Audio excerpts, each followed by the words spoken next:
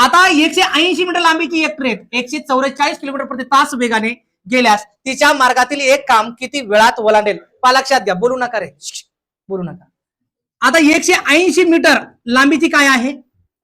ही train आहे, बरोबर आहे, ही ट्रेन आहे. पण या ट्रेनची चाल किती आहे? 144 किलोमीटर प्रति तास. आता मला सांगा, त्या मार्गावर खांबा आहे, खांबा ओलांडणार आहे गाडी, म्हणून याला कशात करून टाकू आपण? मीटर आणि सेकंद. आता मीटर म्हणल्याच्या नंतर फक्त 144 ठेवून घ्या, किती शून्य ठेवा? 3, आणि सोबत 36 आणि 180 मीटर आहे, मीटर खाली ठेवा. 180 ला किती, म्हणजे येणारा उत्तर काय भेटणार?